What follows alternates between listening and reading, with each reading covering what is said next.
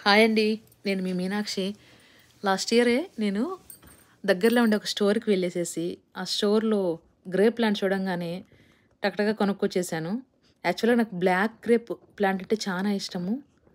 అటు చూడ్డానికి కానీ, అది ఆ వైన్ అల్లుకున్నప్పుడు, దానికి కాయలొచ్చినప్పుడు చూడడానికి ఎంత అందంగా ఉంటుందో, దాని జ్యూస్ కూడా అంతే బావుంటుంది. మనకి ఆ సీడెడ్ గ్రేప్ అనమాట.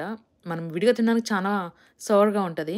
కానీ వాటిని జ్యూస్ చేసినప్పుడు చాలా టేస్ట్ ఉంటది. అండ్ హెల్తీ కూడా. ఎప్పుడు గూడా మీరు ఏ ప్లాంట్ కొన్నా గూడా అండి సీడెడే తీసుకోండి. ఈ జెనెటికల్లీ మోడిఫైడ్ అండ్ సీడ్‌లెస్ తీసుకున్నాము అంటే అవి అంత హెల్త్‌కి మంచిది కాదు. మనం బయట కొనే ఫ్రూట్స్ అలాంటివి మనం కొన్నామంటే మనకు వేరే చాయిస్ లేదు. ఇప్పుడు అంతా గూడా అవే వస్తున్నాయి. కానీ మన ఇంట్లో పెట్టే చెట్టు ఏది కొన్నా కూడా సీడెడ్ టైపే తీసుకోండి. అది ఏదైనా కావచ్చు మనం. ఓకే. గ్రేప్ అయ్యుండొచ్చు, లెమన్ అయ్యుండొచ్చు. ఏదైనా గూడా మనం సీడెడ్ టైప్ తీసుకుంటేనే అది మనకు మంచిది హెల్త్ వైస్ కూడా. నేనైతే అన్ని సీడెడ్ టైపే తీసుకోనండి. మా ఇంట్లో లెమన్ ట్రీ కూడా అంటే లైమ్ కూడా సీడెడ్ టైపే. అది ఇంకా స్టార్ట్ అవ్వలేదు. 4, 5 ఇయర్స్ అయింది ఇది కుండీలో పెట్టి. వెయిట్ చేస్తున్నా లిటరల్‌గా.